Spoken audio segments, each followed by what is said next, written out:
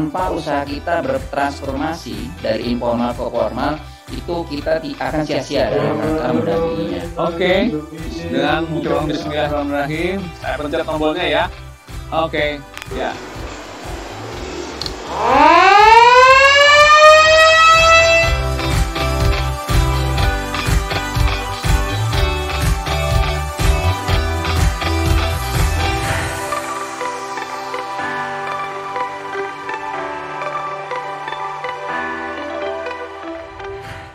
Agar nanti akan mengikuti pelatihan mentornya secara serius ya. Hari ini bukan nggak serius, jadi hari ini serius juga karena hari ini akan dibukukan oleh Bapak Vicky Satari, satu staf khusus dari Kementerian Koperasi. Baik, sekali lagi bicara terkait dengan keberadaan mentor pendamping ini penting. Kalau ada saya ini ibaratnya ini menjadi pejuang kemerdekaan. Nah, harapannya dari aspek legalitas yang pertama itu bisa diselesaikan. Kemudian yang kedua, persoalannya kan soal manajemen UKM-nya. Manajemen itu dua yang terbesar biasanya muncul, manajemen SDM-nya dan manajemen keuangannya. Bismillahirrahmanirrahim, kita bersama-sama untuk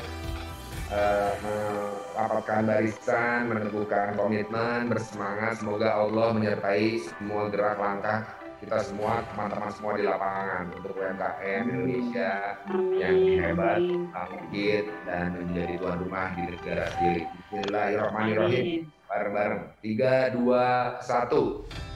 Bismillahirrahmanirrahim. Pasti ini dulu dikenalkan tahun 2005. Bagaimana bisa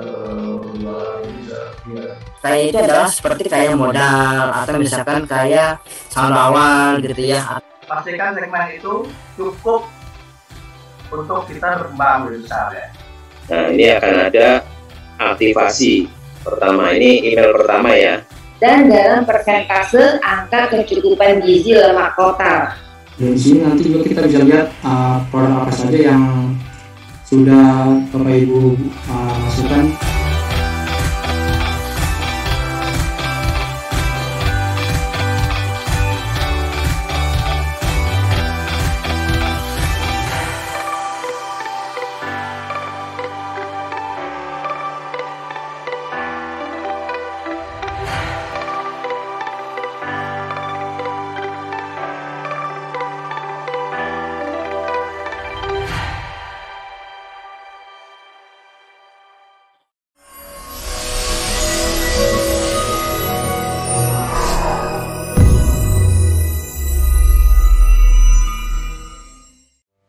Indonesia akan menghadapi tantangan yang besar. Akan terjadi bonus demografi di Indonesia pada tahun 2030. Sayangnya, akses pendidikan belum menyeluruh. SDM adalah roda penggerak utama menuju kesuksesan. Performa maksimal dari para profesional akan timbul bila ditunjang dengan kompetensi SDM. Pengembangan SDM harus menjadi fokus utama dalam proses transformasi. Maka dari itu, HR Academy berinisiatif membuka kesempatan sebesar-besarnya bagi para SDM yang memiliki motivasi tinggi untuk terus berkembang. Berdiri sejak tahun 2014 dan telah resmi beroperasi pada tahun 2020, HR Academy turut aktif mengadakan webinar dan pelatihan baik melalui platform online maupun offline dan menjadi lembaga yang dikenal sebagai Human Capital Solution.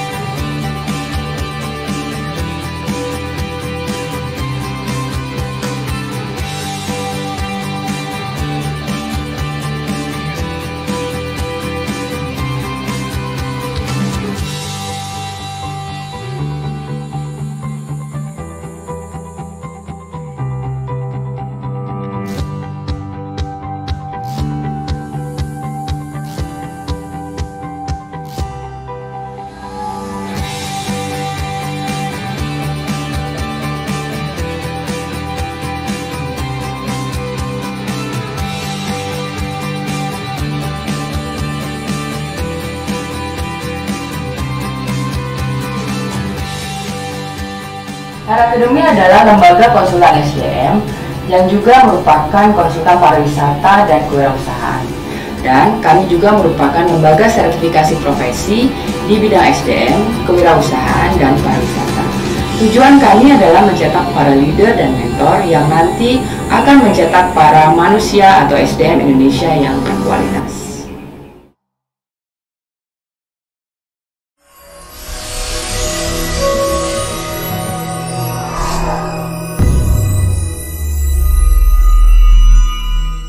HRA Studio is a creative studio based in Jakarta, Indonesia.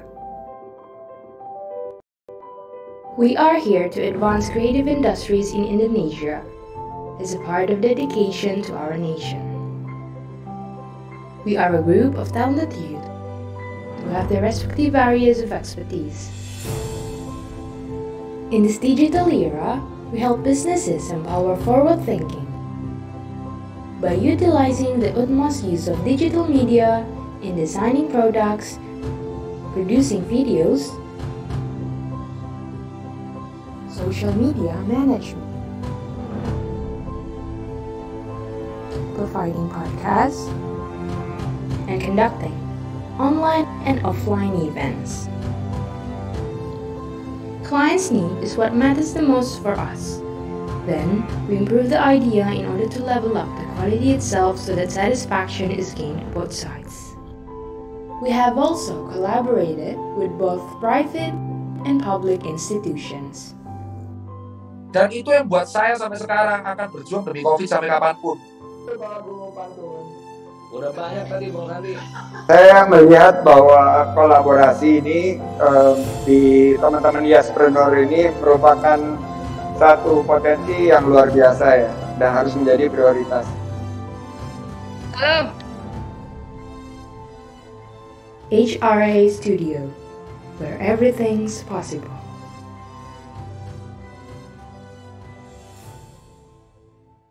HRA.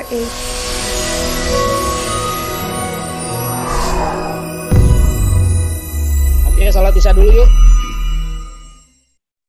Assalamualaikum warahmatullahi wabarakatuh. Alhamdulillah, selamat datang kepada para peserta, Bapak Ibu semuanya, teman-teman.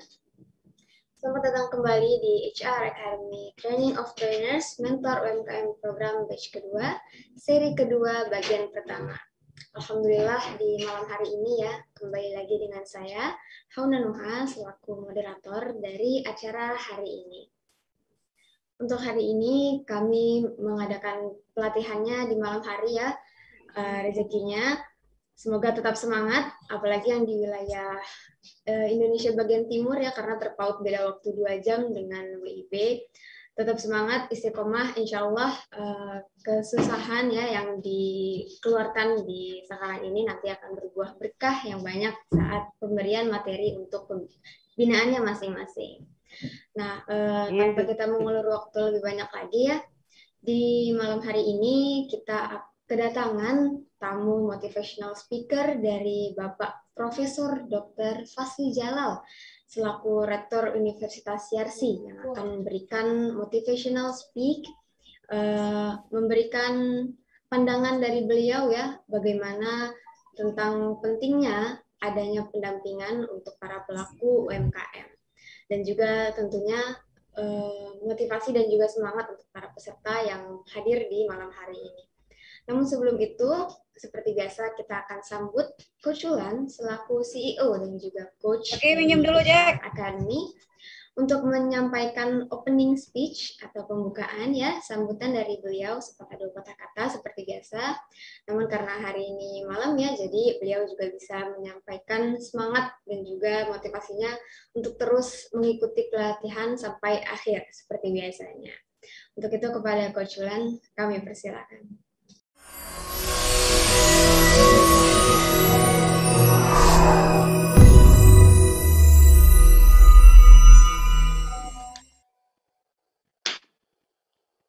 Halo. Assalamualaikum warahmatullahi wabarakatuh. Waalaikumsalam. Waalaikumsalam warahmatullahi Waalaikumsalam warahmatullahi wabarakatuh. Alhamdulillah ya, semangat. Waalaikumsalam warahmatullahi wabarakatuh. Waalaikumsalam warahmatullahi wabarakatuh.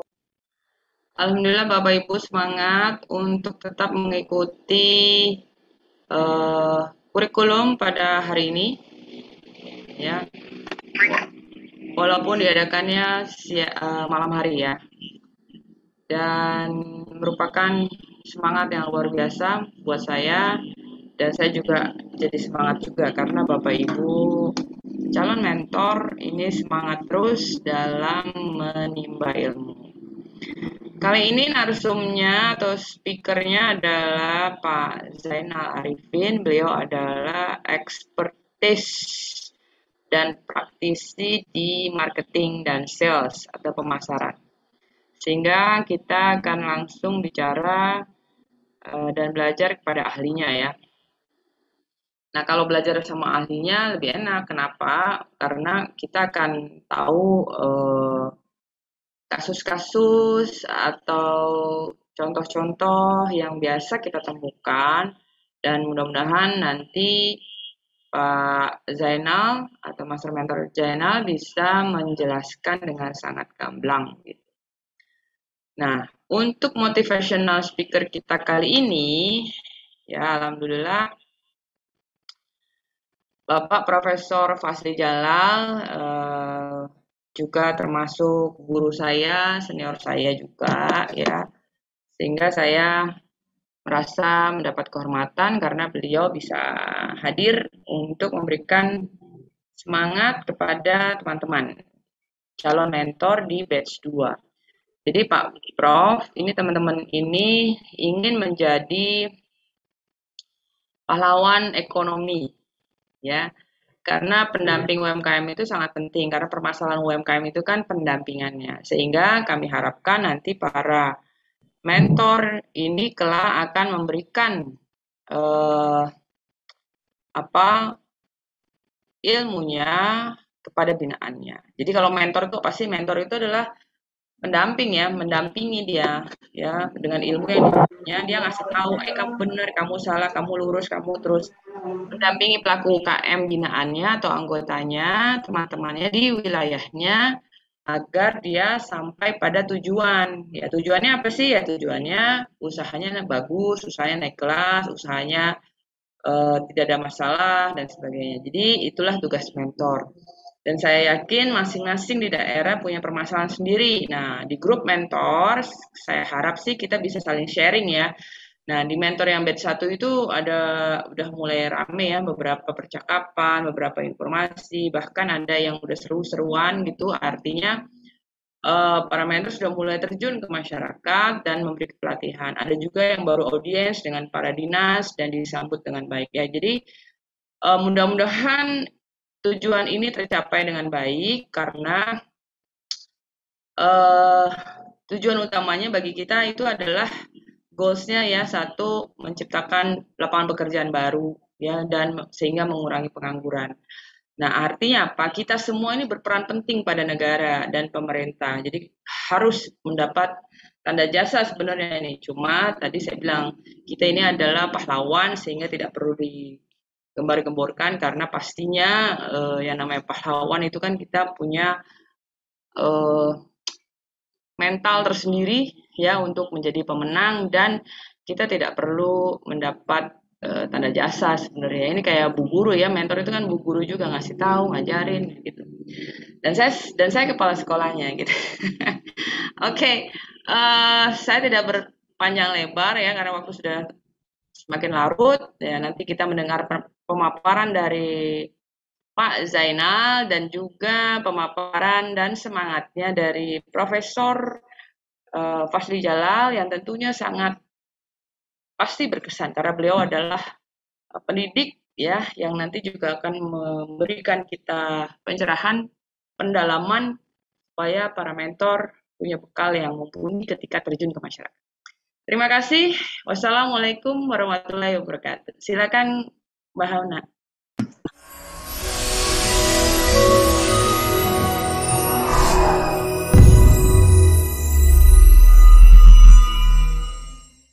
Waalaikumsalam warahmatullahi wabarakatuh. Terima kasih banyak Coach Wulan.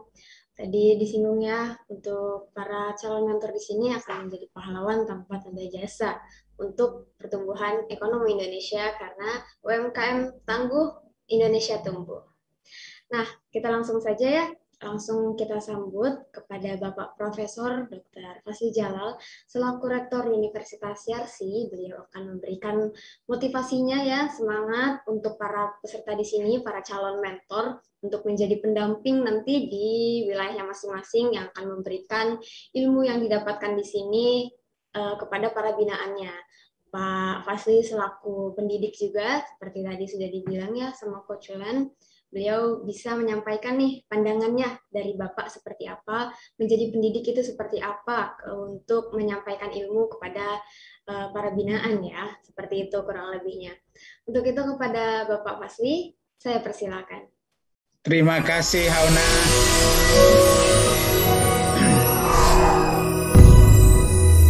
Bismillahirrahmanirrahim. Assalamualaikum warahmatullahi wabarakatuh. Selamat malam, salam sejahtera bagi kita semua. Om Swastiastu, Namo Buddhaya, salam kebajikan. Coach Wulan dan semua sahabat-sahabat saya dari berbagai wilayah di Indonesia yang hadir pada forum ini, Anda adalah orang terpilih ya, yang dipilih oleh Allah Subhanahu Wa Taala ya untuk memerankan sebuah tugas yang mulia, yaitu memperkuat bagaimana.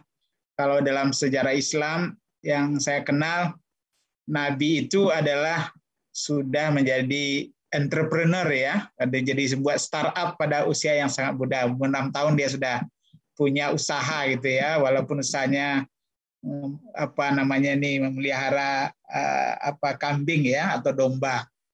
Tapi artinya ada buku-buku yang mengatakan dalam Islam 9 dari 10 pintu rezeki itu dibukakan melalui UMKM inilah, ya melalui perdagangan dalam pengertian luas, tapi pada akhirnya adalah usaha, dan usaha itu adalah ibadah. Jadi apapun bentuk usaha kita itu sudah merupakan sebuah ibadah. Jadi selain dari memenuhi kebutuhan kita, kita juga memudahkan orang lain ya mendapatkan kebutuhan mereka, dan kadang-kadang usaha kita juga memberikan kesempatan bekerja pada orang lain, atau paling tidak produk-produk mereka mungkin bisa juga kita ikut bantu alirkan sehingga mereka juga meningkat kesejahteraannya, dan ini adalah tugas-tugas yang sangat mulia. Saya Coach Wulan, saya tidak tahu banyak lah mengenai ilmu ini ya, tapi kalau saya mau menceritakan sedikit refleksi diri saya umur 4 tahun tuh udah jualan koran ya, jadi jualan koran, lari dari stasiun kereta api ke stasiun mobil, mencek kapan jadwal kereta api datang, kapan mobil-mobil tertentu dari daerah datang, kemudian merayu-rayu mereka ya untuk membeli. Dan itu karena ada motivasi besar. Saya suka membaca. Dan di kota kecil saya itu di Solok di Sumatera Barat, itu kalau kita mau membaca terpaksa kita membayar kepada toko-toko buku penyewaan. Jadi waktu itu saya suka Wayang Purwa, Mahabharata, Bratayuda ya. Padahal itu jauh berbeda, jauh dengan budaya di Sumatera Barat ya. Tapi karena ceritanya menarik, banyak pesan-pesan moral dan selalu memberi motivasi dan selalu memperjelas yang jahat itu siapa, yang baik itu siapa, dan bagaimanapun struggle-nya, yang baik itu pada akhirnya bisa menang. Ya, dan ini terhunjam tajam sehingga saya suka baca komik-komik itu ya, dan akhirnya karena tidak ada uang jadi saya akhirnya jual koran. Kemudian kami punya usaha juga ya, artinya menawarkan jasa untuk memilah antara cengkeh dengan gagangnya, dan itu biasanya pulang sekolah atau hari Minggu pergi ke toko-toko cengkeh itu, mereka punya bertonton cengkeh, kadang-kadang belum dijemur, jadi kita memisah antara gagang basah itu dengan cengkehnya. Kadang-kadang sudah dijemur sehingga lebih kering, lebih mudah dipisah antara gagang dengan cengkeh. Nanti kita diukur berapa banyak gagang itu yang kita kumpulkan, yang kita pisahkan dengan cengkeh, dan dibayar untuk itu. Saya juga masih ingat pada waktu SMP, saya melihat di sekitar saya itu banyak kedai-kedai kecil, dia bergantung kepada tanaman yang disuplai dari beberapa masyarakat setempat yang tidak pasti, dan dia beli ke tempat yang lebih jauh di kota dan itu mahal. Saya lihat-lihat, saya pergi ke pasar-pasar di tetangga saya, di kota-kota kecil. Kalau di Solo itu ke dekat Danau Singkara itu ada kota kecil Sumani. Saya pergi ke sana karena pasarnya dibuka hari Minggu.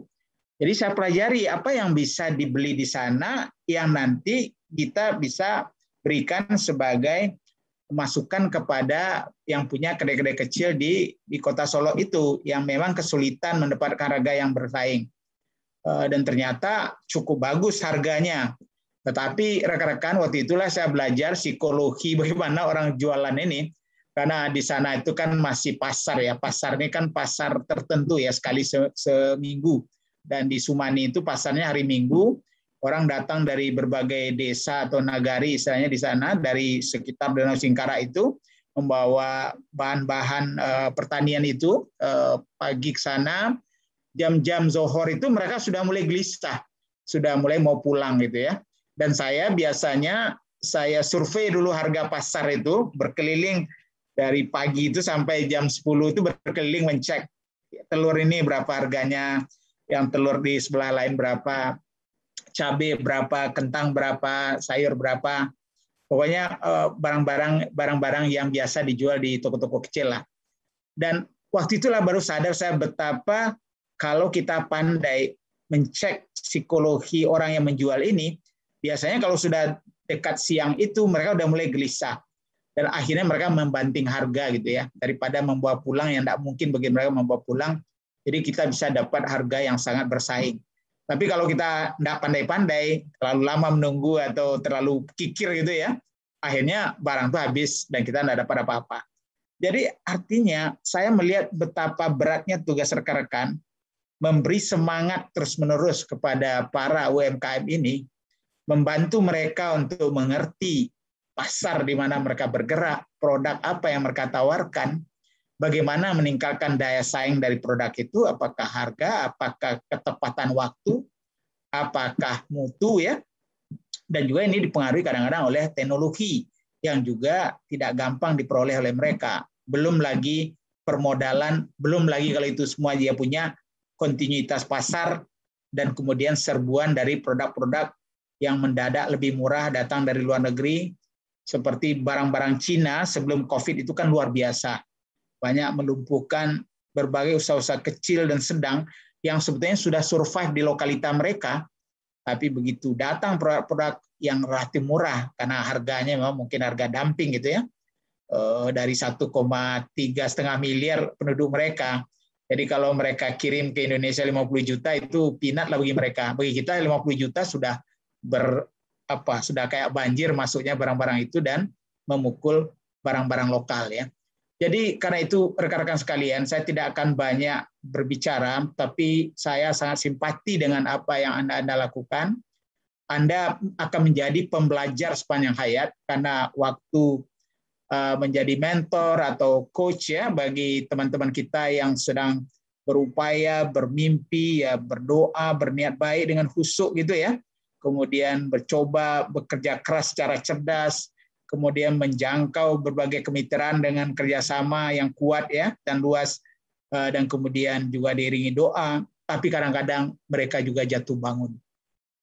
Bukan malas mereka, bukan tidak tahu pasar, bukan tidak disiplin, bukan tidak jujur, tapi memang kata orang kalau kita bicara masalah entrepreneurship misalnya, 100 yang datang, 10 yang bertahan, 2 yang berhasil. Jadi memang fatality rate-nya atau kegagalannya cukup tinggi.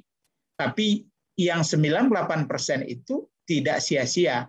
Dia dapat pengalaman, dia dapat jaringan, dia menggunakan kepahitan, kegagalan itu sebagai modal baru, sebagai kekuatan baru bagi dia, dan dia bangkit dengan daya saing yang lebih tinggi pada saat dia gagal. Apalagi beberapa kali dia gagal, sebetulnya bukan kegagalan, tapi level dia sebetulnya untuk bersaing makin lama makin tinggi. Dan pada waktunya nanti mereka juga akan sukses.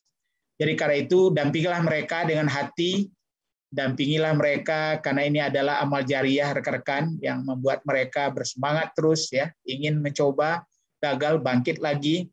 Kemudian mungkin mereka ingin tahu informasi apa saja, baik dari modal, dari teknologi, dari jaringan pasar, dari kemudahan-kemudahan, apa regulasi, apakah subsidi yang diberikan oleh pemerintah.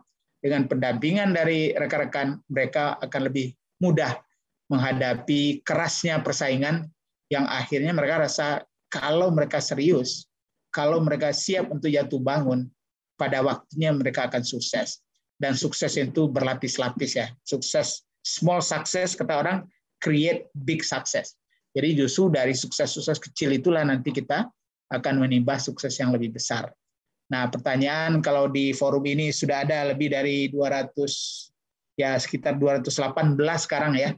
Kalau Anda mendampingi saja 10 orang, berarti kita udah punya 2.000, hampir 2.200 ini Coach Wulan ya. Orang-orang yang akan selalu bersemangat bangun pagi hari karena dia merasa ada yang mendampingi ya, dan dia tidak pernah menyerah untuk berusaha, dan semua usaha itu juga adalah ibadah bagi mereka. Gagal dan berhasil itu relatif, lama atau cepat itu juga relatif. Senario terbesar untuk kita pulangkan kepada Yang Maha Kuasa. Tapi yakinlah rekan-rekan, langkah Anda dan langkah teman-teman yang kita dampingi tadi itu tidak akan pernah hilang dari amal yang dia lakukan pada waktu dia berusaha dengan sungguh-sungguh, menjaga harga agar terjangkau, atau upayanya bisa sukses sehingga memberi kesempatan pada orang lain juga untuk dimudahkan kehidupannya, baik sebagai orang yang memasok atau bagian dari produsen yang dimasukkan atau yang dilibatkan mereka dalam usaha-usaha lebih dihilir, dan semuanya itu dimulai dari program pendampingan seperti ini. Jadi Coach Wulan, saya sangat respect dengan apa yang Coach Wulan lakukan. Saya sangat menghargai teman-teman kita yang 210 ini, dan kita menunggu berita-berita gembira beberapa tahun mendatang. Ribuan orang, anak-anak muda yang juga sudah bekerja tapi jatuh bangun, berubah dengan usaha baru, atau orang yang sudah pernah bekerja atau sudah pensiun tapi ingin berusaha lagi, semuanya memerlukan pendampingan, mentoring, coaching ya, yang dalam forum ini Anda akan dapatkan ilmunya, kompetensinya, dan juga bagaimana kita bekerja dengan hati. Selamat berjuang, semoga amal jariah akan selalu mengalir pada Anda, membuka pintu surga, tetapi ini semua adalah tadi, mudah-mudahan akan lahir UMKM yang tangguh, dan sehingga mereka bertumbuh dan Indonesia mencapai tujuan yang dicita-citakan, jadi negara yang bersatu, berdaulat, adil, dan makmur. Insya Allah. Sekian Coach Wulan. Terima kasih. Billahi taufiq wal hidayah. Wassalamualaikum warahmatullahi wabarakatuh. Waalaikumsalam.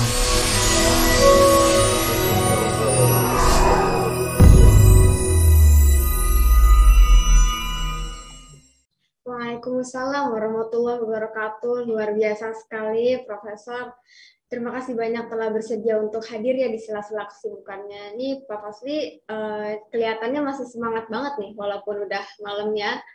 Semoga semangat beliau ini menular juga ya kepada Bapak Ibu, para peserta calon mentor di TOT malam hari ini. Untuk mengikuti pelatihan sebanyak 220 peserta, Masya Allah.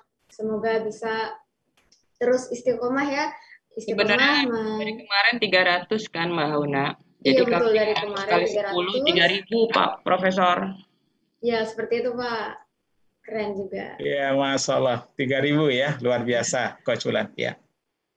Iya, dengan partisipan yang di Zoom saja belum terhitung dari yang di YouTube. Karena pelatihan ini juga disiarkan secara live melalui YouTube. Jadi kepada para peserta yang tidak dapat hadir di Zoom, bisa melihatnya melalui YouTube juga. Jadi 300 lebih ya hitungannya, Masya Allah.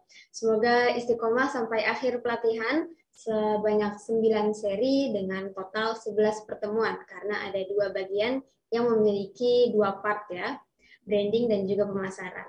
Nah, pemasaran ini seri 2, bagian pertamanya di hari ini, akan dibawakan oleh Bapak Zainal Arifin ya. Beliau ini seorang praktisi dan juga akademisi pemasaran, Master Mentor HR Academy dan juga Yespreneur.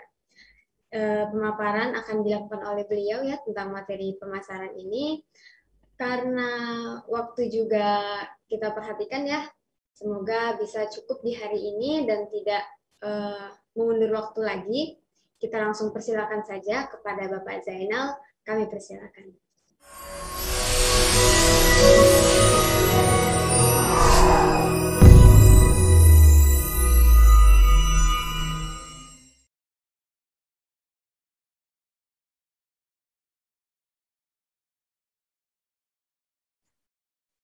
Pak Zainal, coba dicek dulu. Suka kelupaan ya. Bismillahirrahmanirrahim. Assalamualaikum warahmatullahi wabarakatuh. Waalaikumsalam. Waalaikumsalam. Yang saya hormati Prof. Pasli Jalal, Coach Wulan, Bapak Ibu semua yang hadir pada hari ini, calon mentor ya Coach ya. Atau ada beberapa yang sudah mentor hadir di sini ya. Ini saya luar biasa ya. Tadi acara malam hari ini cepat sekali dihadiri 200-an partisipan yang ada di hari ini ya. Dan hari ini juga rame ya. Saya ingin menyapa teman-teman calon mentor dari Sabang sampai Merauke, karena saya pantau tadi hadir dari Lampung, dari Pekanbaru, dari Padang ya. Ada yang dari Papua nggak nih? Ada ya dari Papua. Ya ada Pak. Wah ini. Iya Pak, dari Papua. Oh Pak. Ada, luar biasa ini. Siap. Jadi pantas lah kalau saya bilang dari Sabang sampai Merauke ya. Malam hari ini hadir ya di acara Training of Trainer ya untuk Master Mentor UMKM.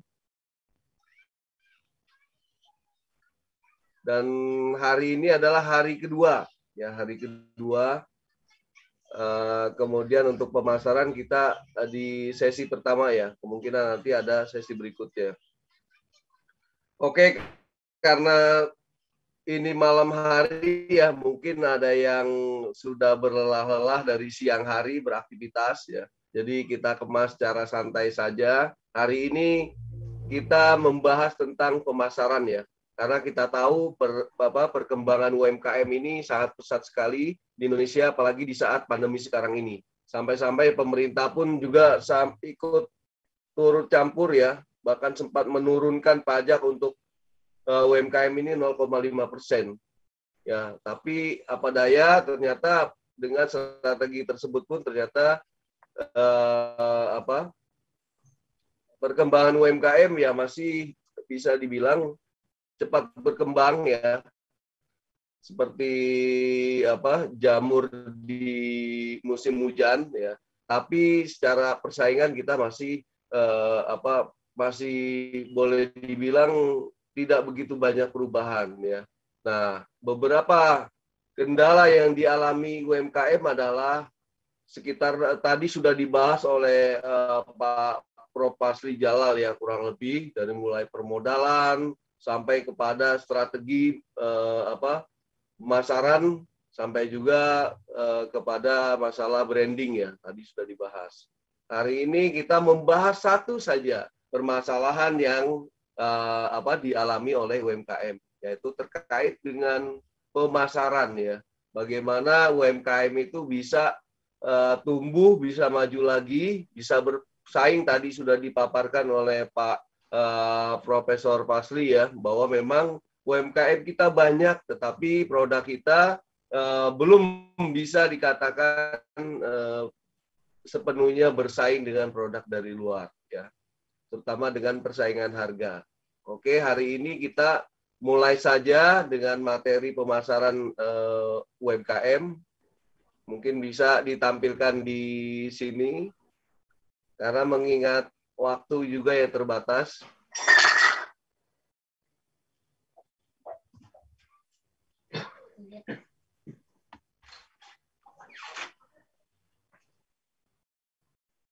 Oke, di sini kita membahas tentang pemasaran ya, yang praktis untuk UMKM. Karena Bapak Ibu tentu selama ini berkecimpung mendampingi para UMKM ya, para menti UMKM ini dengan permasalahan yang mungkin rata-rata mereka teriak tentang modal ya, gimana modalnya gitu. Tapi ketika pemerintah memberikan suntikan modal ya, modal untuk usaha kecil, tapi banyak juga ya, kita tahu ada permodalan dari dana dari pemerintah ya, ada dana langsung untuk UMKM, ada juga melalui kredit lunak ya, yang disalurkan oleh bank-bank plat merah ya, bank pemerintah. Nah, ternyata alih-alih modal yang diberikan kepada para pelaku usaha ini tidak berhasil juga mendongkrak penjualan para pelaku usaha UMKM di Indonesia. Oke, lanjut. Rata-rata di lapangan itu ya teman-teman kita membuat produk kemudian langsung dilepas ke pasaran ya. Jadi ala kadarnya. Kadang-kadang mereka membuat bisnis kuliner ya. Misalkan kita kasih contoh membuat makanan snack ya, dengan bahan dasar melinjo ya, semacam emping itu. Jadi mereka membuat itu kemudian dibuat variasi ya, dengan digoreng dan kemudian dicampur gula, kemudian mereka langsung ala kadarnya dengan plastik seperti biasa. Nah, akhirnya apa? Akhirnya ya produk ini memang bisa mereka buat, kemudian mereka jual pun dengan sangat terbatas, ya, dengan sangat terbatas. Karena apa? Karena ya mereka hanya jual di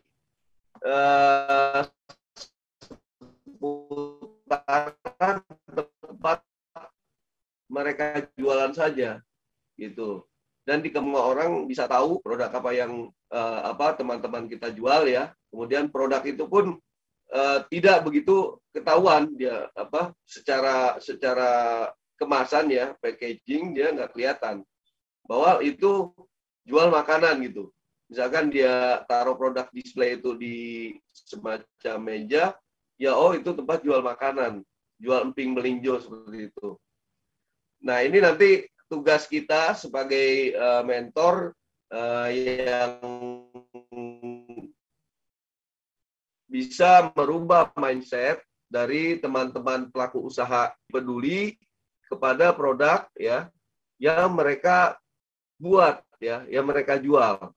Nah, kemudian baru kita nanti bisa bicara tentang apa kebutuhan dari pelanggan ya, dari konsumen tentang produk yang kita jual. Nah, ini metode cara penjualan ini rata-rata mereka tidak berfokus kepada kualitas produk atau kepada kebutuhan pelanggan akan produk yang mereka jual.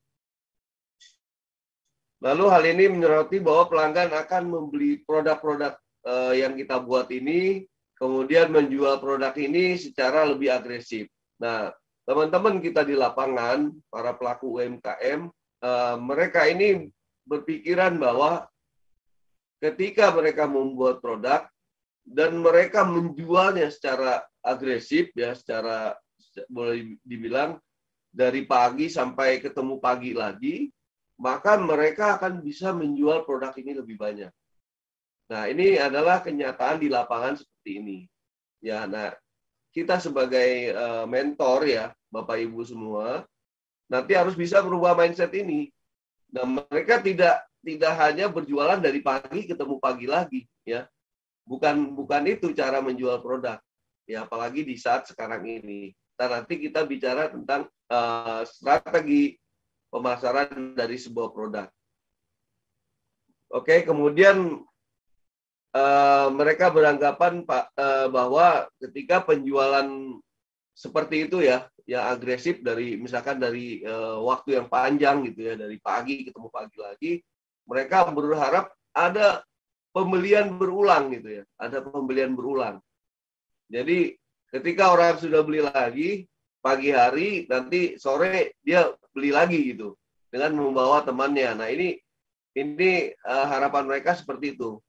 Nah padahal hal ini tidak akan juga membuat percepatan dari penjualan produk sahabat-sahabat kita yang sedang berusaha di lapangan. Oke, lanjut. Kemudian nanti kita bisa mencoba mengenalkan tentang konsep dari pemasaran ya. Kalau penjualan ya hanya menjual produk ya sudah gitu aja. Misalkan modal 1.000 dijual 1.500 maka akan cepat mereka menghitungnya. Jadi untung 500 gitu. Ketika mereka jual 10 maka mereka akan membawa pulang uang saat itu 5.000. Biasanya seperti itu. Nah, kemudian tugas kita sebagai mentor adalah mencoba menawarkan konsep pemasaran, yaitu sebuah konsep yang bukan hanya melulu menjual produk ya. Nanti Bapak Ibu bisa sampaikan ke rekan-rekan. Jadi tidak hanya menjual produk yang dibuat saat itu, tapi sudah bicara tentang bagaimana pengembangan usaha, ya, pengembangan bisnisnya, kemudian bagaimana prospek dari produk ini bisa dijual secara lebih elegan lagi, bagaimana kita bisa coba ajarkan kepada para menti nanti tentang konsep dari riset pasar ya, kecil-kecilan kita akan coba terangkan kepada mereka bahwa ketika produk yang mereka buat ini perlu kita cari tahu juga tentang produk apa sebenarnya yang dibutuhkan ya, produk apa sebenarnya yang dibutuhkan oleh calon konsumen di sekitar mereka. Nah ini harus bisa coba kita sampaikan. Oke, kemudian pada konsep pemasaran ini ya, nanti kita pun akan memberikan kepada menekankan strategi ya, strategi dari konsep pemasaran ini, bahwa kita menjual produk itu bukan hanya menjual produk pada saat ini ya, tapi perlu juga memikirkan bagaimana kelangsungan produk yang kita jual ini. Misalkan nanti kita mulai arahkan lagi mereka ketika produk ini laku nanti mau gimana lagi gitu. Ya. Ketika produk yang sudah kita coba pasarkan ya dengan konsep pemasaran, misalkan saat ini rata-rata penjualan hanya 50 piece gitu ya, atau 50 bungkus. Nah, bagaimana ketika kita coba kita dongkrak ya dengan konsep pemasaran ya, nanti Bapak Ibu akan sampaikan ke calon menti. Ketika produk ini sudah laku di pasaran ya, dan produk ini laku dengan keras, nah itu harus dipersiapkan gitu. Misalkan tiba-tiba ada permintaan sejumlah 1.000 piece gitu atau 1.000 bungkus. Nah, nanti Bapak Ibu juga harus bisa sampaikan bahwa selain strategi menjual, perlu lagi nanti kita belajar tentang konsep produksi ya. Bagaimana bisa mempersiapkan ketika produk ini memang sudah laku di pasaran seperti itu. Kemudian Bapak Ibu juga bisa membuat semacam nanti kita buat bisnis plan ya. Mungkin nanti Bapak Ibu calon mentor di sini akan mendapat tugas ya, tentang bagaimana membuat bisnis plan yang sangat sederhana yang bisa disampaikan bisa kita turunkan kepada para menti yang ada di daerah ya, mungkin bahkan sampai ke pelosok di Indonesia ini. Oke, lanjut.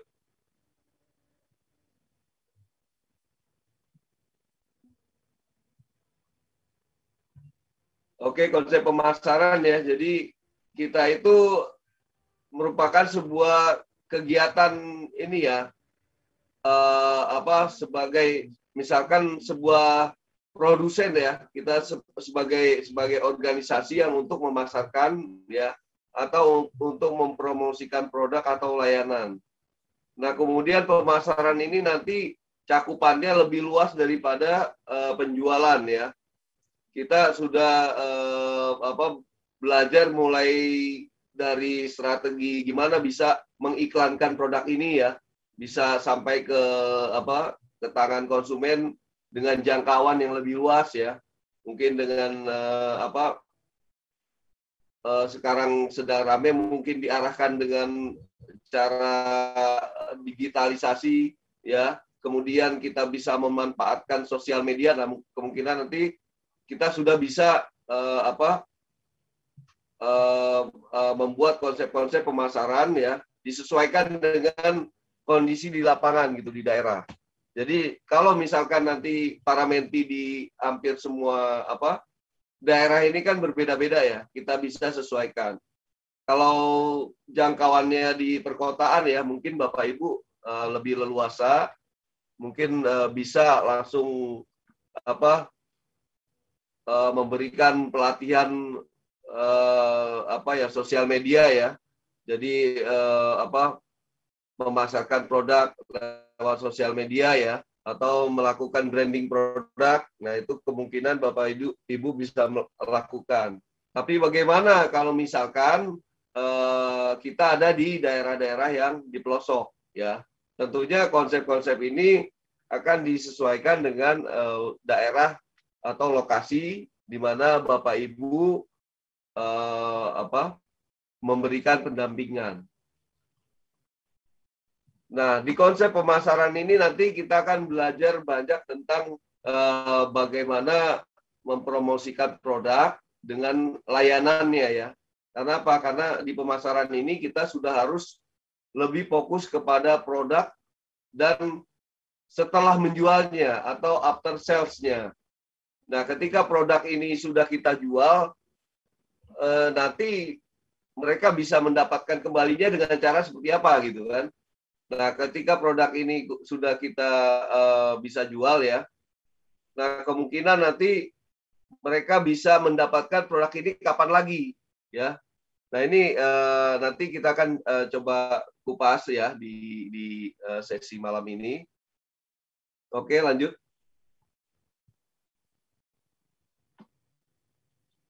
Nah, ini konsep pemasaran masyarakat ya.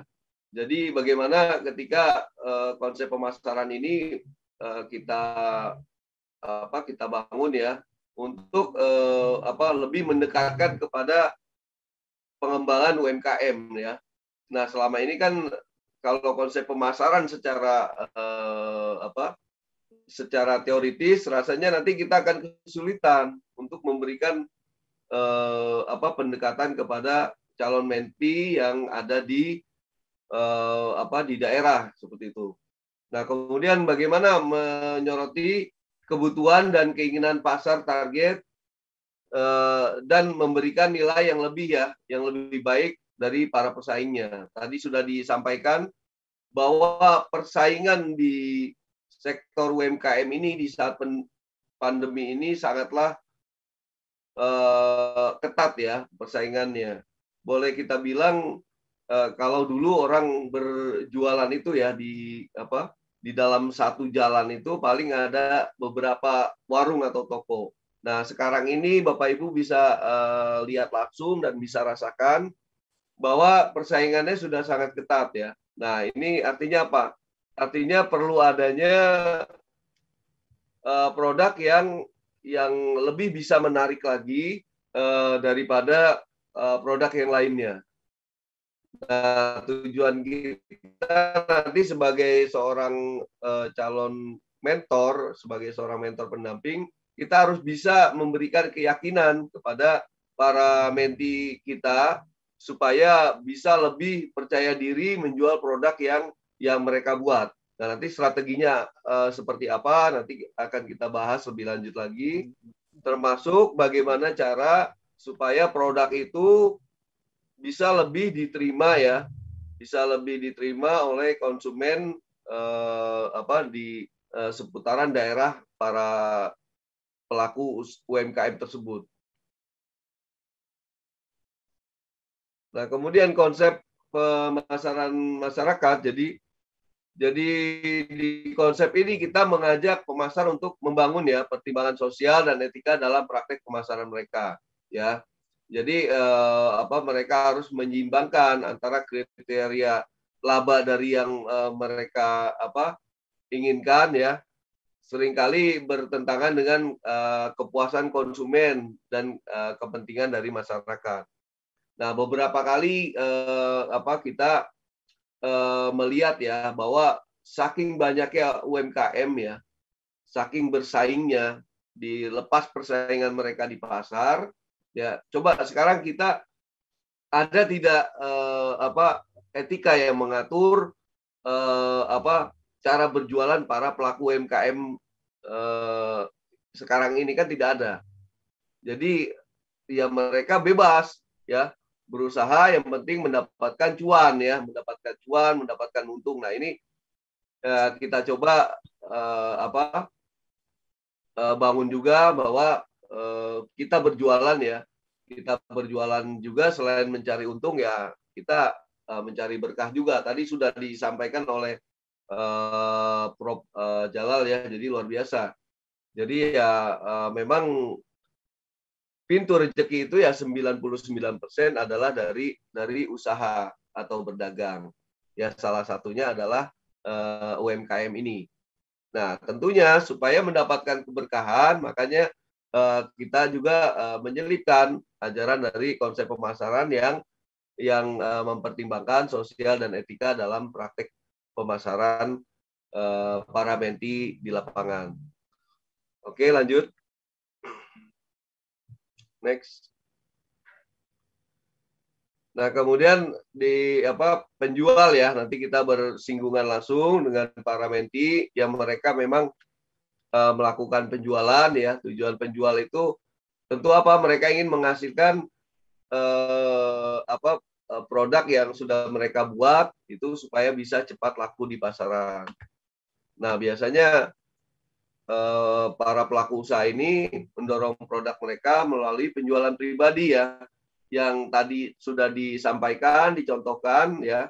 Mereka bisa jualan langsung ya atau direct selling, jadi menawarkan kepada orang per orang langsung, atau bisa beriklan secara persuasif.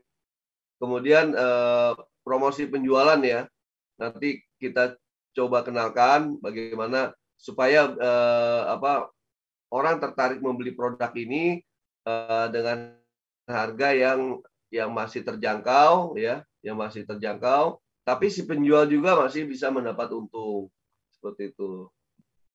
Kemudian kita nanti bisa ajarkan juga bagaimana mengesankan produk ini ya supaya bisa diterima oleh masyarakat ya, dan mempunyai nilai ya atau ada value yang lebih dari produk yang pesaing mereka jual seperti itu. Oke, next. Nah, pada pemasaran ya, konsep pemasaran ini sangat erat ya, mengkoordinasikan supaya apa yang mereka lakukan ya untuk membuat sebuah produk, tujuannya adalah kepuasan pelanggan ya atau customer satisfaction. Jadi bagaimana produk yang mereka buat ini bisa memuaskan ya keinginan dari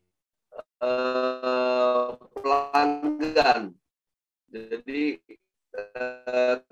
keinginan dari orang yang membeli produk. Kemudian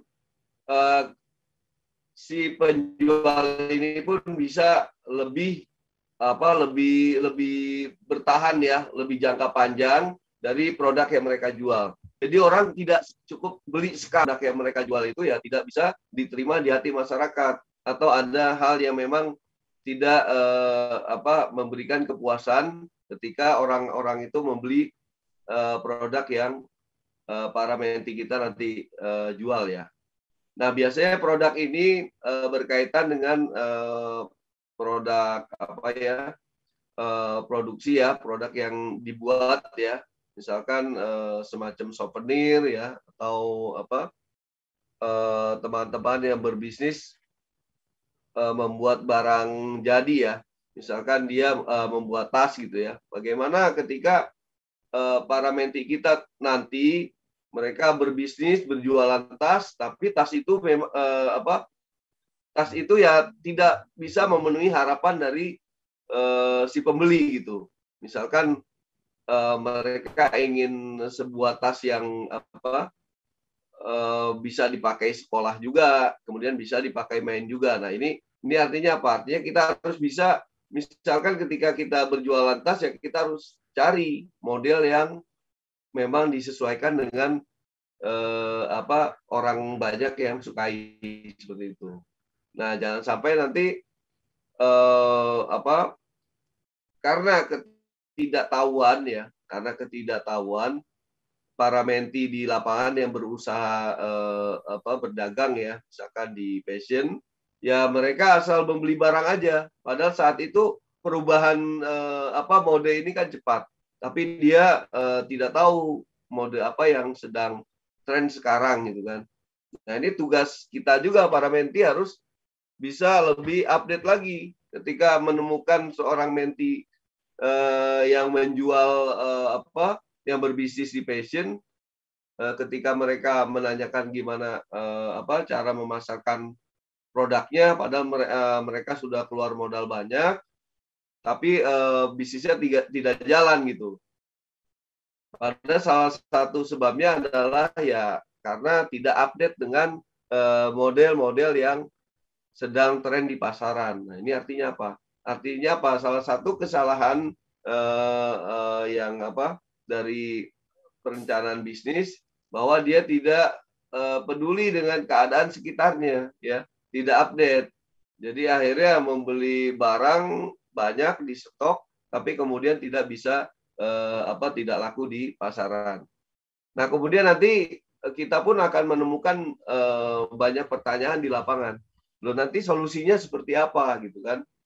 Nah, solusinya kalau kita tidak bisa ini, nanti paling kita bilang ya udah jadi barang jadi barang stok yang tidak laku. Nah, ini kan hal yang tidak diinginkan oleh seorang pebisnis, apalagi dia pebisnis pemula ya, seorang pelaku usaha pemula. Tentunya kita akan membantu ya, kita akan memberikan solusi bagaimana supaya barang ya sudah dibeli ini bisa laku terjual. Misalkan kita nanti bisa terapkan strategi diskon ya, atau ada promosi, itu nanti Bapak Ibu sudah bisa lebih peduli lagi dengan keadaan usaha ya, permasalahan yang ada di lapangan yang memang sehari-hari para pelaku usaha ini akan temukan. Oke, next. Lanjut. Oke, pada pemasaran ini, pertama kadang-kadang kita bingung ya, para pelaku usaha ini bingung. Jadi saya pernah mendapat pertanyaan langsung ya, malah pertanyaan langsung ini di telepon ya, jadi menanyakan di saat pandemi ini ya, mereka banyak yang putus pekerjaannya ya, atau dirumahkan atau PHK. Nah, kemudian mendapat sedikit uang apresiasi kerja. Nah, ini bingung mereka, bingung memulai usaha apa gitu kan. Nah, ini tentunya mentor ya di lapangan, bahwa ketika mereka memang kebingungan untuk berusaha, nanti kita harus bisa menawar mau berbisnis di bidang apa, kuliner, fashion, atau jasa kan gitu. Nah, artinya apa? Artinya mereka bisa memilih ya, tentunya disesuaikan dengan pengalaman ya, pengalaman atau ilmu yang memang para menti itu miliki sebelumnya, ya. Nah, biasanya gini, para menti ini kira-kira apa yang bisa produk yang laku yang bisa dijual di pasaran itu ya tentunya ya produk yang bisa diterima oleh konsumen, ya, produk yang bisa memuaskan atau memberikan solusi dari kebutuhan yang konsumen inginkan gitu. Misalkan kita pada saat musim hujan tentu kita akan berpikiran bagaimana bisa menjual ya alat-alat yang dibutuhkan pada saat musim hujan, atau disesuaikan juga dengan daerahnya. Ketika kita berada di daerah pantai atau pesisir, tentu kita akan berpikiran bagaimana memilih bisnis yang memang bisa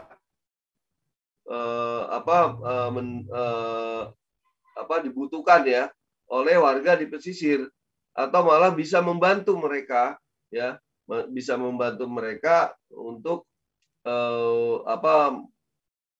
mendorong mereka untuk bisa melakukan usaha yang lebih maksimal lagi. Misalkan ketika kita berada di daerah pesisir, ya, maka kita bisa berbisnis tentang hal-hal yang berhubungan dengan laut ya atau pantai.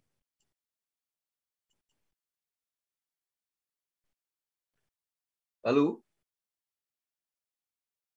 oke, kemudian mundur lagi.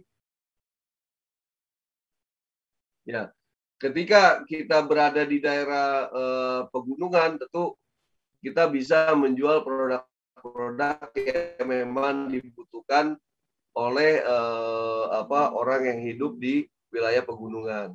Nah, kemudian nanti yang kedua adalah ketika kita sudah bisa menemukan produk apa yang akan kita jual ya, produk atau jasa yang bisa dibutuhkan oleh konsumen, yang bisa memuaskan konsumen. Tentu yang kedua adalah bagaimana nanti Bapak Ibu bisa membantu para menti ini untuk menentukan harga yang layak, ya. Jadi harga yang layak itu berapa yang kita bisa berikan atas produk yang akan dijual, ya. Nah, kebanyakan mereka menentukan harga ini dengan melihat daripada kompetitor gitu, harga kompetitor, ya. Kalau di sana dijual 5.000 ya mungkin di sini sama dijual 5.000 ya. Tapi ternyata ongkos produksinya di tempat yang berbeda tentu akan berbeda juga karena nanti berhubungan dengan distribusi, angkutan dan segala macam ya. Tentunya ini akan mempengaruhi harga yang akan ditetapkan oleh produk yang Bapak Ibu jual ya. Nah, kemudian yang ketiga adalah menginformasikan produk kepada konsumen. Nah, kita sudah mulai masuk ke area promosi. Bagaimana kita bisa memberikan masukan kepada para pelaku UMKM supaya mereka bisa mempromosikan produk yang mereka buat kepada konsumen. Nah, nanti di promosi ini pun jangkauannya sangat luas. Nanti kita bisa menggunakan promosi secara offline ya, dengan direct selling ya, atau promosi penjualan langsung, atau bisa juga secara online. Dan di saat pandemi sekarang ini yang sudah hampir 2 tahun ya, ini pemasaran secara online ini sangat pesat sekali ya. Jadi bagaimana ketika sudah menggunakan kawannya sangat luas. Tapi tidak semua orang dan tidak semua daerah ini peduli dengan pemasaran menggunakan sosial media atau secara online. Nah, nantinya ini merupakan PR buat kita sebagai mentor ya. Kita bisa coba menerapkan kepada calon menti ini kira-kira pemasaran apa yang cocok gitu. Kita tidak bisa memaksakan mereka harus berjualan secara online gitu. Tapi dengan segala keterbatasan yang mereka miliki. Nah, tentunya kita bisa mengadopsi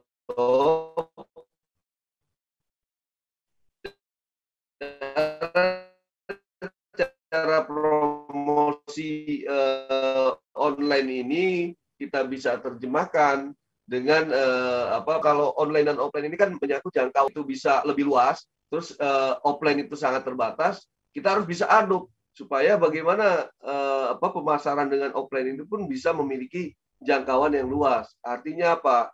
Artinya kita butuh jaringan ya. Kalau secara online itu dengan jaringan internet, tentu secara offline kita butuh jaringan. Jaringannya apa? Orang per orang. Bagaimana supaya produk yang dijual ini bisa laku banyak. Tentunya produk ini harus hadir di komunitas-komunitas atau di perkumpulan-perkumpulan orang per orang ya. Karena di perkumpulan itu sudah pasti banyak orang. Nah, itu tugas para mentor yang harus bisa menerjemahkan. Jadi dari permasalahan yang ada di lapangan. Kalau misalkan kita paksakan mereka untuk berjualan online, nanti kendalanya banyak. Bisa dari kesulitan medianya, bisa jadi kesulitan secara keilmuan dan finansial. Mungkin secara keilmuan kita bisa ajari, cuman berapa lama gitu kan? Mereka akan bisa memahami pemasaran secara online ya. Oke, selanjutnya adalah bicara tentang pendistribusian produk.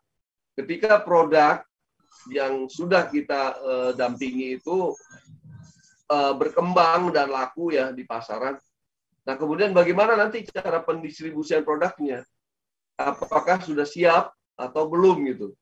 Nah, makanya banyak sekali kita temui UMKM yang sudah kita dorong supaya maju dan berhasil memasarkan produknya lebih banyak ya dengan jangkauan lebih luas. Tapi nanti mereka akan kebingungan gimana mendistribusikannya. Nah, sekarang ini kita sudah harus mempelajari juga tentang mendistribusikan sebuah produk. Bisa dengan layanan jasa antar ya, kargo, atau sekarang bisa juga melalui pengantaran online ya. Kita sebut inilah semacam Gojek gitu ya. Nah, itu bisa dimanfaatkan. Nah, tentunya memanfaatkan produk hantaran online ini perlu juga kita tahu bagaimana mulai cara pendaftarannya seperti apa, ya kan? Kemudian bagaimana cara pesan antarnya seperti apa. Nah, itu harus kita bisa pelajari lebih dahulu. Ketika kita membangun sebuah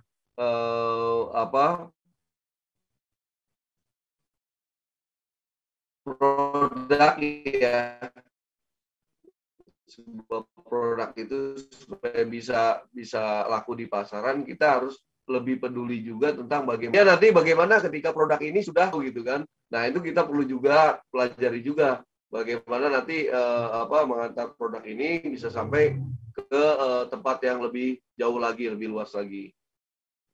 Oke, kemudian lanjut bagaimana memperoleh keuntungan ya dan hubungan jangka panjang. Kalau kita bicara masalah penjualan tadi, ketika kita mempunyai produk, kita jual dan untung. Ya, hanya sebatas itu. Tapi ketika kita mempelajari ya peduli dengan pemasaran, nah kita pun harus peduli bagaimana hubungan jangka panjangnya ya. Ketika produk ini sudah laku dan kita sudah mendapat untung, nah bagaimana pelayanan after sales-nya setelah dijual. Misalkan kita membuat tas ya, produk tas yang kita jual.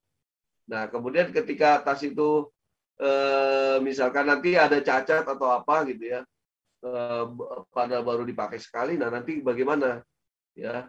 Nanti kalau mereka mau komplain seperti apa? Nah, itu udah harus bisa kita pikirkan.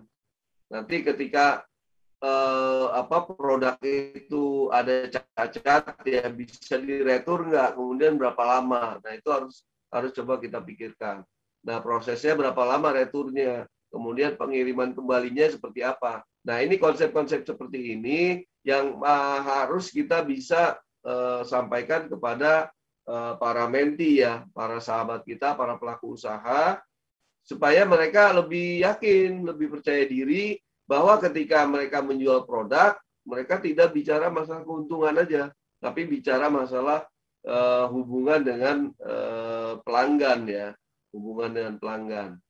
Dan biasanya ketika hubungan dengan pelanggan dibangun secara baik ya, kemudian jangka panjang, maka kemungkinan akan ada yang namanya repeat order atau pembelian ulang.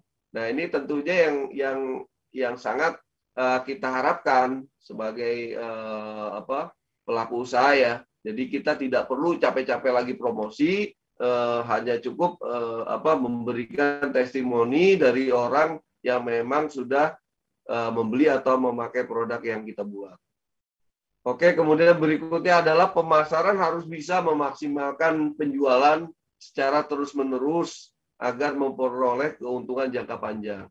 Nah, ini lanjutan dari yang sebelumnya, bahwa di konsep pemasaran ini kita harus bisa memaksimalkan penjualan ya. Jadi penjualan itu bisa continue. Ketika kita membuat produk ini, gimana supaya pembelian bisa terus-menerus. Tentunya kita harus mempunyai jaringan di bawahnya. Nah, jaringan ini bisa jadi distributor, bisa dibuat agent ya, atau harus kita coba bantu persiapkan mereka untuk menata jalur penjualannya, jalur distribusi penjualannya. Supaya apa? Supaya ada pembelian terus-menerus. Dan kemungkinan para menti ini, para pelaku usaha ini akan bisa mendapatkan keuntungan yang jangka panjang ya, keuntungan yang terus-menerus. Ya, tentunya ini kita akan pelajari dulu bagaimana membuat jalur distribusi penjualannya. Nanti di situ pun ada misalkan ada skema pembagian keuntungannya seperti apa. Nah, ini kita harus tahu lebih dahulu sebelum kita bisa memberikan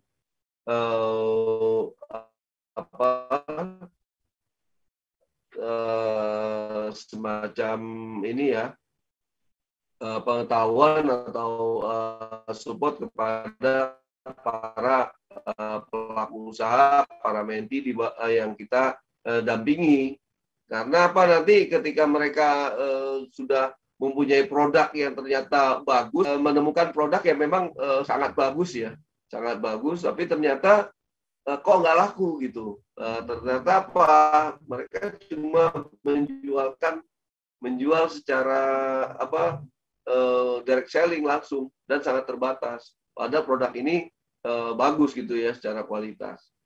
Mungkin kalau misalkan Bapak Ibu yang sudah tahu tentang kerajinan kulit ya, mungkin Bapak Ibu tahu dari daerah mana gitu kan, dari Garut ya terkenal. Nah, itu di sana banyak produk-produk yang berkualitas gitu ya, yang berkualitas, dan tentunya di sini ada teman dari Garut ya, Bapak Ibu ya, ada ya. Nah, tentunya perlu didampingi itu Karena apa, produknya misalkan mereka kulitnya bagus. Kok harganya kenapa bisa mahal gitu, sangat mahal sekali. Nah, ini apa nih ya, poin ketiga ini penting ya. Karena apa, kita supaya bisa lebih peduli ya. Kita bisa lebih peduli tentang kebutuhan dari pelanggan. Satu contoh aja, misalkan ketika pandemi ini ada ya, datang ya, dan sekarang sudah hampir 2 tahun, dan alhamdulillah sudah mereda ya. Nah, ini banyak orang yang bingung tentang menjalankan usahanya gitu kan. Sampai kemudian ya akhirnya ada juga yang memang melihat peluang, menangkap peluang, mereka mengikuti arus gitu ya, dengan berjualan alat-alat kesehatan ya.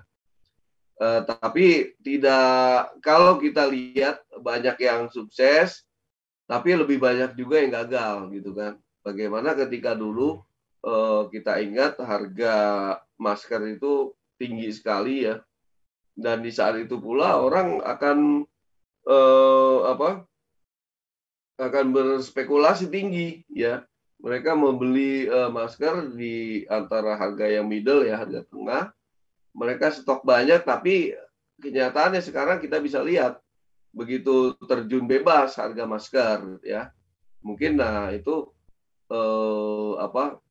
termasuk dari etika pemasaran yang tadi ya, yang kita pelajari, bahwa kita tidak hanya bicara tentang bagaimana mencari keuntungan atau cuan yang banyak gitu ya, tapi tidak mengindahkan hal-hal yang memang lebih kepada etika atau moral. Nah, kemudian yang keempat adalah bukan pihak yang perlu diajak berdebat. Nah, pelanggan ini bukan pihak yang perlu diajak berdebat ya. Jadi nggak perlu, kalau misalkan ada yang keberatan tentang harga, tawar-menawar, nah nggak perlu diajak debat ya. Perlunya kita kasih apa? Solusi. Misalkan ada pelanggan yang memang keberatan dengan harga yang kita tawarkan, maka kita persiapkan juga produk yang memang bisa memenuhi keinginan dari pelanggan yang memang perlu yang membutuhkan produk dengan harga yang lebih murah. Seperti itu. Jadi kita bisa ambil kesimpulan, kita perlu menyiapkan produk. Misalkan dari produk yang harganya yang high ya, kemudian yang middle, kita siapkan juga harganya yang low gitu ya, yang bisa dijangkau. Nah, tentunya dengan adanya penyesuaian ya di fitur atau di misalkan kalau misalkan tas itu kualitas, tapi tidak menghilangkan fungsi. Ya, tidak menghilangkan fungsinya. Nah, tentu kita bisa sampaikan ke para pengrajin supaya siapkan juga produk yang memang fungsinya sama, tapi dia bisa dijangkau harganya. Ya, harganya lebih terjangkau. Nah, kemudian yang keempat adalah pelanggan adalah orang yang menyampaikan keinginan dan kebutuhannya kepada kita. Ya, sebenarnya pelanggan itu ya memang ya mereka butuh sesuatu yang memang kita harus bisa tangkap dan kita bisa penuhi ya sebagai seorang pelaku usaha. Misalkan kalau orang tertentu yang tidak bisa makan berat misalkan ya, makanya tentu masih ada tukang bubur ayam yang memang sampai sekarang masih laku, karena ya memang itu kebutuhan dari orang per orang itu beda. Mungkin dia saat itu telat makan gitu kan, jadi butuh asupan makanan yang lembut-lembut aja supaya lambungnya aman.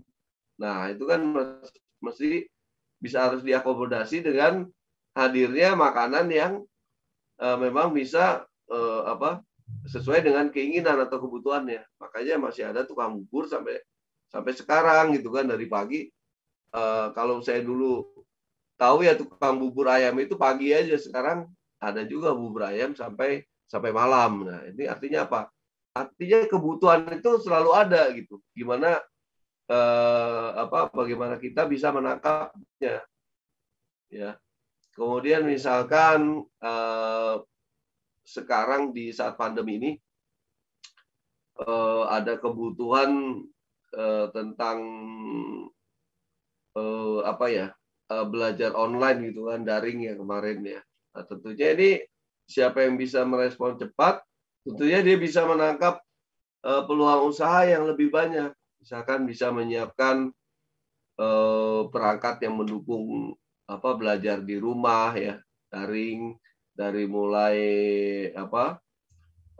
laptop ya sebagai medianya atau handphone gitu kan. Kemudian ada juga yang sampai berjualan lampunya supaya pencahayaannya seperti itu.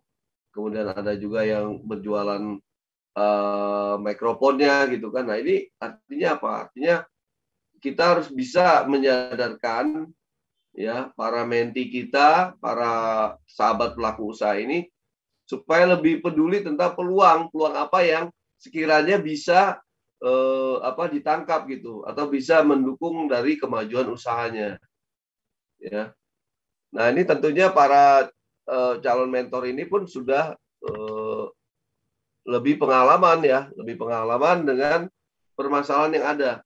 Atau secara ini mungkin dia dulu pernah mencoba terus gagal misalkan. Nah, tinggal kita tularkan kepada para menti ini supaya jangan mencoba cara kita yang dulu pernah gagal gitu. Jadi kita kadang-kadang kita bisa sama-sama menemukan solusi dari setiap permasalahan sahabat-sahabat para pelaku usaha yang ada di lapangan. Oke, lanjut.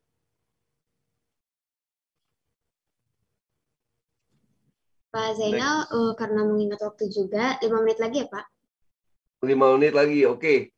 Ini berikutnya ini adalah segmentasi ya. Nanti saya pengen bahas atau ini udah kita persiapkan ya. Kita membahas tentang segmentasi ya. Ini secara terpisah. Kemudian materinya pun sudah ada yang mungkin nanti kita sampaikan di kelas mentor ya. Makanya nanti teman-teman bisa gabung di Yespreneur ya.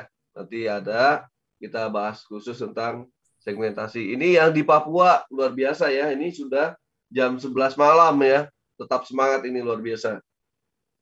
Yang di barat Indonesia jangan sampai kalah nih. Tetap semangat ya. Dari Palu ya. Pak Peggy Kurniawan. Nah, luar biasa nih dari Bontang, Pak Andi. Masya Allah. Cirebon ya. Oke. Jadi segmentasi ini nanti kita bahas ya, bagaimana di sini saya kupas kulitnya bagaimana supaya kita bisa tahu membagikan kelompok-kelompok ya dari calon pembeli ya, sesuai dengan apa yang mereka butuhkan, kemudian karakteristik dari orang tersebut, kemudian perilaku mereka ya. Kita tahu setelah pandemi ini ternyata perilaku pembeli itu di Makassar sudah jam 10 ya. Ternyata perilaku atau karakteristik pembeli di saat pandemi ini berubah ya. Ternyata berubah. Kok bisa berubah ya? Iya, karena dipaksa berubah ya, dipaksa berubah hampir dalam kurun waktu hampir 2 tahun. Ya, artinya apa? Kita harus bisa menangkap perubahan dari perilaku customer atau konsumen. Misalkan sekarang secara sadar atau tidak sadar orang yang ingin belanja ke pasar itu mulai berkurang. Ya. Orang yang ingin belanja ke mall itu udah mulai berkurang. Ya. Makanya sekarang ditangkap oleh para pembuat pelaku usaha kuliner ya, membuat kedai-kedai kopi itu laku. Ya, membuat kedai-kedai kopi sudah mulai ramai sekarang ya. Sudah mulai ramai. Tapi orang sudah terbiasa sudah tidak bisa ke mall lagi ya. Salah satu alasannya ya dia sudah berubah perilakunya. Salah satu lagi karena mereka harus menunjukkan kartu vaksin gitu ya. Jadi ada kecenderungan dan ketakutan ya, seperti itu. Nah, ini artinya apa? Artinya kita harus bisa menangkap dengan perilaku yang berubah selama pandemi ini. Kemudian ternyata para konsumen ini sudah lebih senang membeli secara online, ya. Kemudian sudah terbiasa, ya, bukan bisa lagi, tapi sudah terbiasa memanfaatkan jasa antaran online. Nah, ini artinya apa? Kita bisa menangkap peluang di situ. Ya. Berarti ketika kita membuat produk, kita harus bisa menyiapkan juga jasa antaran online, ya. Atau sekarang kalau dulu bayar, sekarang sudah ongkir, ya. Pre-ongkir, ya. Semua sudah pre-ongkir. Nah, artinya apa? Kita harus persiapkan lagi kemana jasa antaran memang bisa melakukan antaran, ya, dengan paket harga yang terjangkau, yang murah. Nah, kita bisa masukkan nanti ke harga di pricing, ya, sudah termasuk dengan ongkos kirim. Nah, ini artinya apa? Artinya perubahan perilaku ini penting dan kita harus peduli, harus kita bisa tangkap. Nah, kemudian sebagai selintas saja segmentasi ini nanti kita membahas tentang perilaku atau kelompok pembeli itu berdasarkan income, ya, gaya hidup, lifestyle, kemudian comfort concern, kemudian berdasarkan umur, kemudian berdasarkan ukuran keluarga, nanti akan kita bahas secara lebih mendalam lagi. Oke, lanjut. Next. Nah, segmentasi, ya, nanti kita bahas, ya, karena kita harus tahu sumber daya yang kita miliki ini terbatas, ya. Jadi kita tidak bisa melayani semua lapisan masyarakat, apalagi kalau misalkan kita baru mulai usaha, ya. Nah, ini artinya apa? Artinya kita yang harus lebih jeli. Kita mau sasar siapa usaha kita ini. Misalkan sekarang sudah mulai ramai lagi persiapan untuk sekolah tatap muka. Berarti apa? Kita harus persiapkan lagi seragam dari anak-anak sekolah. Nah, ini udah harus mulai lagi, ya. Kalau saya bilang pandemi ini boleh dibilang restart, ya. Siapa yang sekarang sudah mempersiapkan ancang-ancang, maka dia bisa jadi pemenang, ya. After pandemi ini banyak peluang yang bisa kita tangkap, ya. Ya, tentunya hanya orang-orang yang bisa memanfaatkan peluang tersebut yang akan bisa maju, yang akan tampil ke depan, ya. Oke, nanti kita bahas segmentasi lebih detail lagi tentang bagaimana memanfaatkan tenaga yang terbatas, uang berarti modal, kemudian material yang ada dan waktu yang bisa dikelola secara efektif, ya. Jadi penting segmentasi ini nanti kita bahas lebih lanjut. Oke. Next.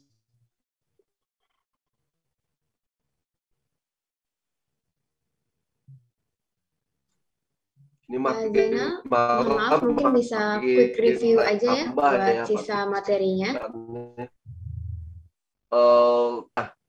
Coba dibahas aja, nanti kita akan bahas marketing mix, ya, segmentasi marketing mix. Terus next. Lanjut, ada bauran pemasaran, ya. Nah, ini nanti kita akan sudah membahas masalah target market kita, ya. Kemudian produk, sengaja saya buat ini seperti ini supaya nanti teman-teman mengikuti acara ini sampai akhir, ya. Acara ini kita 9 tatap muka, ya, secara daring sampai akhir. Nanti kita akan pelajari hal yang lebih banyak dan lebih mendalam lagi. Oke, lanjut. Nanti kita bahas tentang ini, ya, produk, target, strategi. Nah, kemudian bagaimana strategi marketing praktis untuk UMKM? Oke, lanjut, next. Ya, kita harus siapkan jalur pemasaran pertama, tuh, ya. Ada jalur online, ya, tadi saya udah review sedikit. Kita belajar online ads, promotion, TV advertising, ya, ini udah inilah TV lah. Kita bisa bikin TV sendiri, ya. Kemudian bagaimana produk itu harus viral, ya. Kita harus punya website sebagai etalase sebuah produk. Bagaimana kita menggarap sosial media dari yang gratisan sampai yang berbayar, ya. Kemudian ada print ads, ya, ada online ads. Ini gambarnya adalah gurita, satu kepala dengan banyak tangan, ya. Artinya apa? Artinya kita bisa usaha sendiri, tapi kita harus bisa banyak tangan. Tangan ini apa? Jaringan, ya, jalur pemasaran harus banyak. Nah, itu yang akan kita bisa manfaatkan semuanya. Oke, next. Nanti kita bahas. Lanjut, next. Wah, dari Reni Ardiani, ya. Menggurita. Buat bisnis lebih menggurita itu bagus. Kemudian yang ketiga adalah differentiation, ya, tampil beda, ya, atau different, ya. Sini ada gambar telur, dia sendiri warna pink. Siapa yang suka tampil beda, maka dia akan menonjol, ya. Ya, bagaimana pemain basket, ya, yang dulu, ya, Michael Jordan, kenapa dia bisa tampil beda? Karena dia tingginya di atas rata-rata. Kemudian ada lagi pemain basket yang terkenal juga, siapa ya? Zaman dulu, ya, Shaquille O'Neal, ya. Kenapa dia bisa karena dia pendek di atas rata-rata pemain basket. Jadi buatlah produk kita tampil beda, maka itu akan mudah dilihat dan menarik perhatian orang, membuat penasaran hingga bisa dibeli. Ya, oke, next. Ini udah terakhir nih, ya. Ini tampil beda, ya, di precision. Nah, bagaimana supaya bisa menarik dan viral. Nah, begitu Anda lihat gambar ini, ya, dibuat ahli kunci surga gitu. Orang kok apa ini kan? Nah, ini dia membuat kunci, ya. Dia bikin ahli kunci, ya. Nah, cuma dia buat ahli kunci surga, ini kan menarik, ya. Buat orang lebih tertarik dengan apa yang ditawarkan, ya. Oke, next slide. Oke, terakhir, ya, sampai di sini pemaparan materi dari saya. Pesan saya, kita harus semangat, ya, membangun semangat orang lain supaya para main produk yang mereka jual di tengah persaingan yang sangat ketat sekarang ini. Oke, sekian dari saya. Sampai jumpa di pertemuan berikutnya yang lebih kepada pendalaman materi. Mungkin malam ini hanya sekedar dalam sesi berikutnya. Terima kasih. Salam sehat, tetap semangat. Wassalamualaikum warahmatullahi wabarakatuh. Selamat malam. Apa tapi ini enggak? Kenapa? Ada. Waalaikumsalam warahmatullahi wabarakatuh. Waalaikumsalam warahmatullahi wabarakatuh. Terima kasih. Waalaikumsalam warahmatullahi wabarakatuh.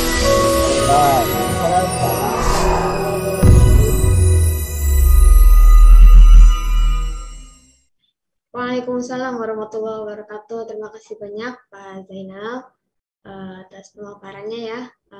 Cuman kami harus potong di sini, ya. Mohon maaf tidak akan ada tanya jawab karena waktu sudah menunjukkan pukul 20.53 di waktu Indonesia Barat, sedangkan di waktu Indonesia Timur terpaut perbedaan waktu 2 jam. Jadi di sana sudah jam 11.53 berarti, ya, di sana, Masya Allah. Jadi mohon maaf, kami akan potong sampai di sini saja. Kita akan hanya mendengarkan materi saja di sesi pertama ini. Link kehadiran atau presensi akan dibagikan oleh admin, ya, di kolom chat. Untuk materi nanti akan diberikan via email melalui presensi yang telah dibagikan ini. Jadi jangan lupa untuk menuliskan email dengan benar, ya. Mohon Bapak Ibu, karena banyak yang bilang ke admin nih, kok saya belum ada materinya. Mohon maaf karena Bapak Ibu ternyata menuliskan email secara salah. Jadi tolong diperhatikan, ya, emailnya masing-masing sebelum disubmit, ya, setelah mengetik di presensi, mohon diperhatikan kembali email tersebut, ya. Untuk pertanyaannya, kami akan kumpulkan saja dari chat yang ada ataupun apabila ada yang disampaikan melalui email, kami akan catatkan para pertanyaan tersebut ya, pertanyaan-pertanyaannya. Insya Allah akan kami bantu jawab melalui email kembali atau dilanjutkan di materi pemasaran bagian kedua yang nanti akan disampaikan langsung oleh Coach Ulan ya.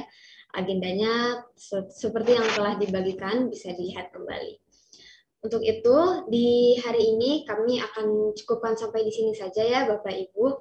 Seperti biasa sebelum menutup acara Training of Trainer ini kami akan berfoto bersama. Semoga masih semangat ya. Kita buka dulu kameranya masing-masing untuk bisa didokumentasikan. Aba-aba dari saya.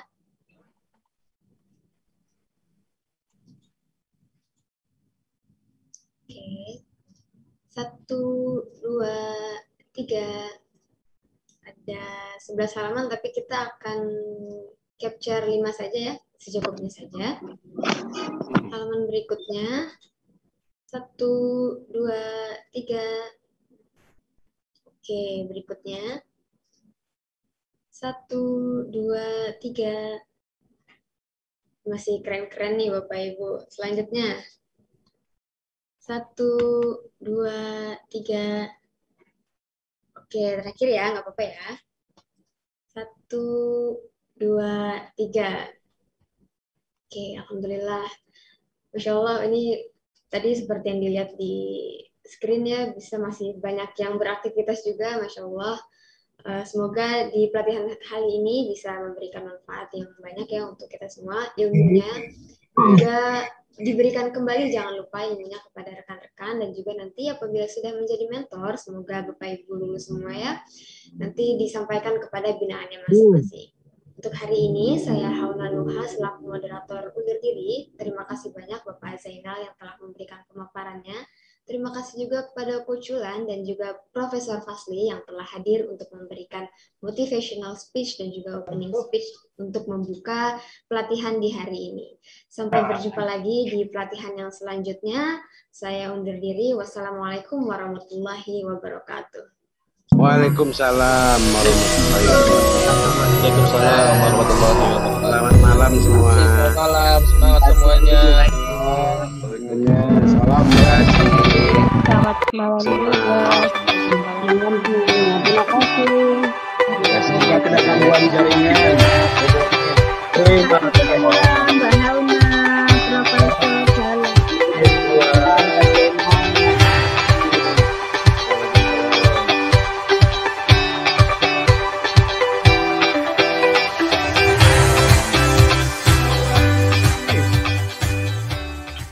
Tanpa usaha kita bertransformasi dari informal ke formal, itu kita akan sia-sia dalam rangka mendampinginya. Oke, dengan mengucapkan Bismillahirrahmanirrahim, saya pencet tombolnya ya. Oke, ya.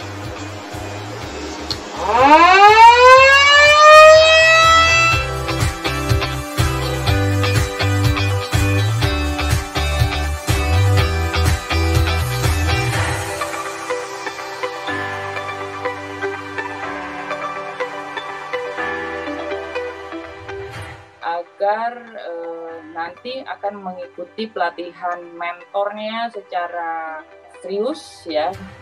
Hari ini bukan nggak serius, jadi hari ini serius juga karena hari ini akan dikukuhkan oleh Bapak Vicky Satari selaku staf khusus dari Kementerian Koperasi.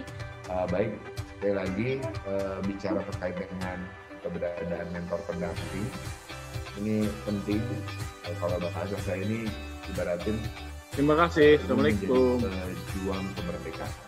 Nah, harapannya dari aspek legalitas yang pertama itu bisa diselesaikan. Kemudian yang kedua, persoalannya kan soal manajemen UKM-nya. Manajemen itu dua yang terbesar biasanya muncul, manajemen SDM-nya dan manajemen keuangannya. Bismillahirrahmanirrahim, kita bersama-sama untuk merapatkan barisan, meneguhkan komitmen, bersemangat. Semoga Allah menyertai semua gerak langkah kita semua, teman-teman semua di lapangan untuk UMKM Indonesia yang lebih hebat, bangkit dan menjadi tuan rumah di negara sendiri. Bismillahirrahmanirrahim. Bareng-bareng. 3, 2, 1. Bismillahirrahmanirrahim. Dan pas ini dulu dikenalkan tahun 2005. Bagaimana bisa penjualan itu bisa lihat? Kayak itu adalah seperti kayak modal atau misalkan kayak saldo awal gitu ya. Pastikan segmen itu cukup untuk kita berkembang lebih besar ya. Nah, ini akan ada aktivasi pertama, ini email pertama ya. Dan dalam persentase angka kecukupan gizi lemak total. Dan di sini nanti juga kita bisa lihat produk apa saja yang sudah Bapak Ibu masukkan.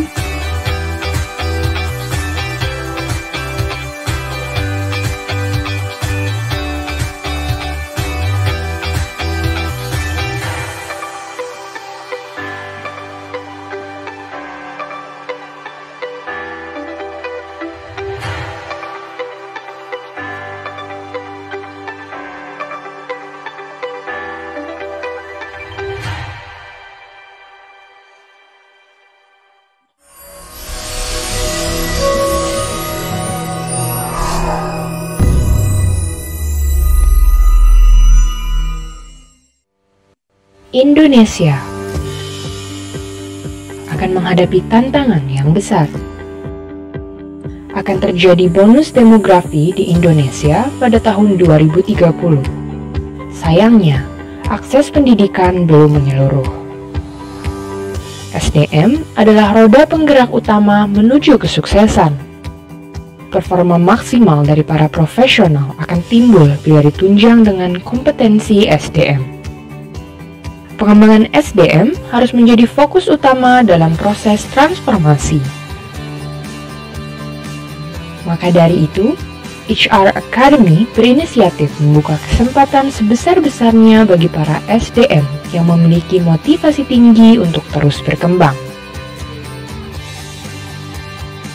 Berdiri sejak tahun 2014 dan telah resmi beroperasi pada tahun 2020, HR Academy turut aktif mengadakan webinar dan pelatihan baik melalui platform online maupun offline dan menjadi lembaga yang dikenal sebagai Human Capital Solution.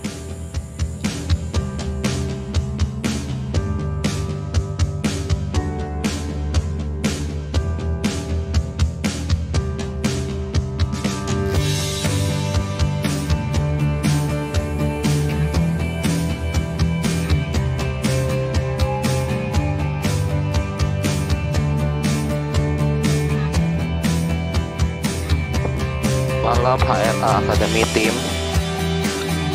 Aku mau nanya dong, halo, maaf.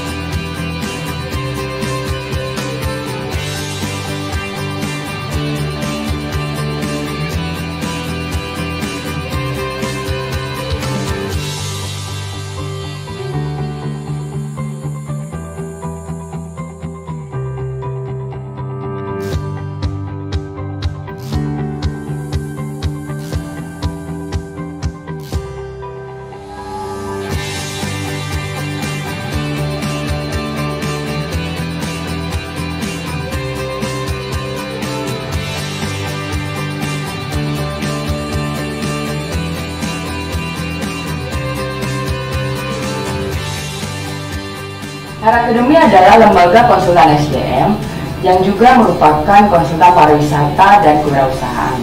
Dan kami juga merupakan lembaga sertifikasi profesi di bidang SDM, kewirausahaan, dan pariwisata. Tujuan kami adalah mencetak para leader dan mentor yang nanti akan mencetak para manusia atau SDM Indonesia yang berkualitas.